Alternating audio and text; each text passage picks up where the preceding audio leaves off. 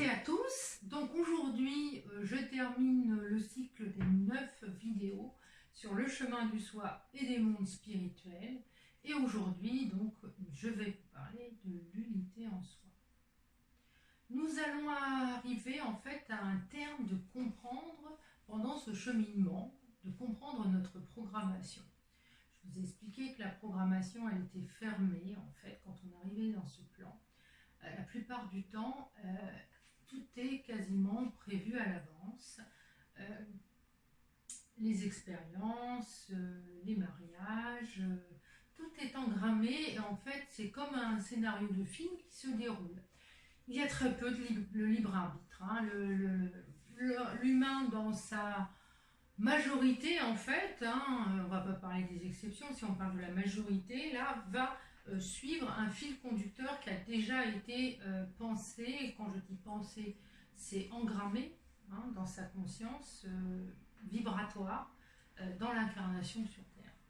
Donc l'idée pour lui, quand il devient un apprenti initié, c'est de comprendre comment fonctionne sa programmation afin de l'ouvrir et de la faire advenir qu'elle soit créative. C'est-à-dire qu'il est vraiment un rôle de créateur, de co-créateur avec les plans. Et ça sera au moment où il comprendra le lien entre les lois de l'invisible, donc ça veut dire comprendre l'invisible, comprendre les plans, les intégrer et de voir les conséquences, et dans les deux sens, sur la matière. C'est à ce moment-là qu'il pourra entrevoir comment intervenir dans sa programmation. Puisque l'idée, ensuite, ce n'est de ne pas revenir dans l'incarnation.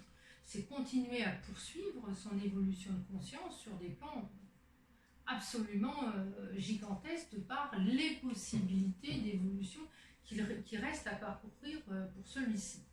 Mais aujourd'hui, donc, on va regarder à nouveau hein, donc les différentes étapes. Hein, c'est de comprendre notre karma, hein, karma familial, comment les liens transgénérationnels fonctionnent, comment nous avons hérité sur un plan cosmique, karmique, d'actes antérieurs, de contrats antérieurs avec des forces et des entités, comment ces liens ont perduré, comment c'est même la base en fait de notre existence, et que le scénario en fait commence comme ça. Le décor, la famille, les handicaps ou les potentiels, les compétences de départ, les capacités physiques, les capacités, alors bien sûr psychiques et parapsychiques, mais tout ça, ça découle en fait d'un karma. Plus vous allez, comme je vous l'explique à la première vidéo, comprendre en fait ce que vous portez à votre insu de vos aïeux, plus vous allez être sur le chemin de la conscientisation pour comprendre quelle est votre action dans le monde. Ensuite, je vous ai parlé, nous avons vu ensemble les postures karmiques. Donc, dans le détail, nous avons poursuivi par la compréhension de l'énéagramme, le néagramme des personnalités. Donc, le néagramme est un glyphe hein, avec 9 branches. Il y a quasiment tous les solides de Platon en termes de symboles qu'on retrouve à l'intérieur de ce cercle. Et il y a des lois. Il y a des lois. Et nous, on s'est penché plus particulièrement sur la loi de 3, la loi de 7, mais aussi la loi qui concerne la fonction des personnalités. Quel rôle, quelle identification, mais quelle fausse personnalité, en fait, nous mettons en place hein, de façon automatisée entre 0 et 9 ans, et comment on sera reconnu et aimé, hein, bien sûr, dans notre famille, dans notre environnement personnel, professionnel, élargi, comment nous allons, avec le temps en plus, de plus en plus nous confirmer dans cette posture de personnalité. Et ce qui va aussi nous rassurer, ce qui va nous faire nous mettre en lien et d'être reconnus dans nos particularités, dans nos fiertés. Simplement, nous avons vu qu'à force de fonctionner dans ce mode d'état de modifié de conscience qui est la transe hypnotique, que c'est une forme de transe, où l'ego en fait va jouer un peu toujours la même partition. L'idée c'est de comprendre cette partition, vous l'avez vu dans la capsule 2 et 3, pour justement s'autoriser à sortir de changer la partition tout simplement. De comprendre comment les plans interagissent au niveau des états modifiés de conscience, c'est-à-dire évidemment dans l'état de veille, dans l'état de sommeil, dans l'état de méditation, dans l'état de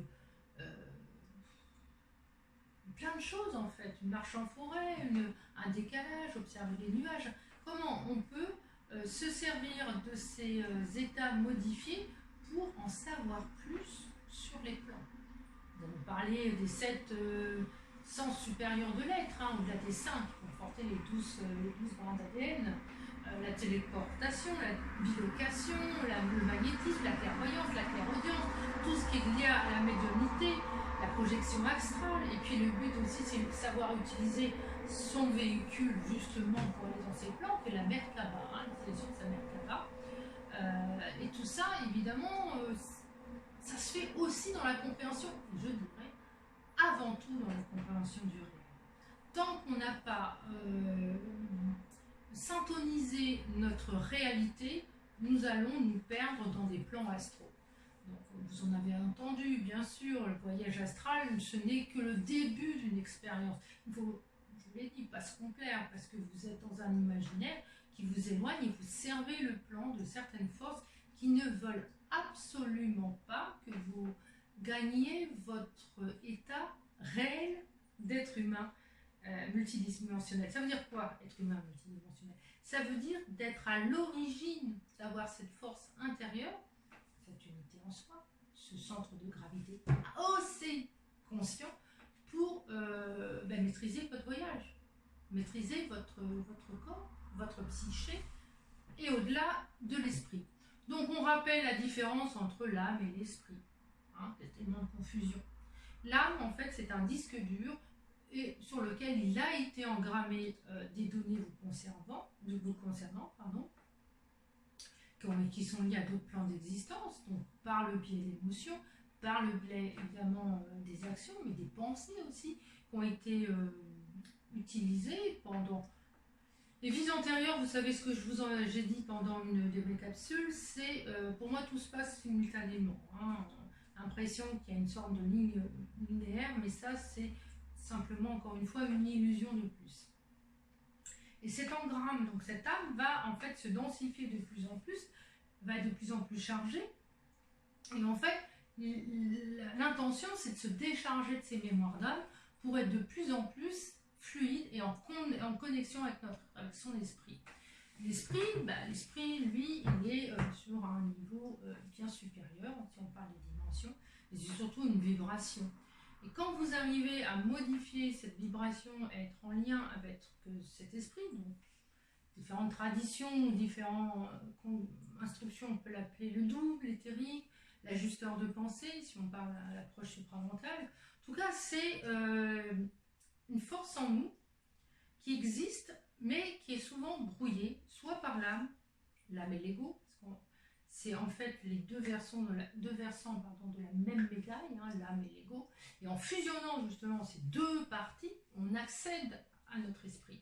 Et quand on accède à l'esprit, on est dans une conscientisation réelle de chaque instant. On a accès à une bande de données qui n'est pas une bande de données qui est pervertie par des forces, par des entités qui donnent leur avis. Là, c'est vraiment l'autre partie, toucher de vous-même. C'est vraiment votre contact. Et ça s'appelle être sur son contact quand on est fusionné avec son esprit. La plupart du temps, on ne l'est pas constamment. Même quand on avance dans l'initiation, on l'est plusieurs fois, de plus en plus souvent dans une journée. Mais on a encore ces réminiscences d'âme. Il ne faut pas non plus se fourvoyer sur le sujet. Ça sera l'état, même si on est pionnier pour certains sur la 6e race, ça sera que dans, pas tout de suite, quelques centaines d'années, peut-être plus. En tout cas, certains êtres humains on est appelé déjà à montrer cette avance et ce que sera l'être humain futur. Et qui sera beaucoup plus libre, qui sera réellement libre, car l'être humain n'est pas libre actuellement. Il subit, comme je vous disais, cette programmation. Et il a une illusion, et c'est l'ego qui lui fait croire ça, bien sûr, qu'il a un choix et une emprise sur les actes et les événements de sa vie. Ce qui est en grande partie faux. Ce qu'il peut comprendre quand il évolue, c'est la conscientisation des liens qu'il subvient dans sa vie. Et de plus en plus, il va avoir la maîtrise en fait de comment gérer l'événement. Que veut dire l'événement qui s'arrête, mais pas que veut dire au niveau philosophique, parce que le niveau philosophique, On est encore dans une programmation, même si c'est intéressant, mais il faut vraiment en sortir.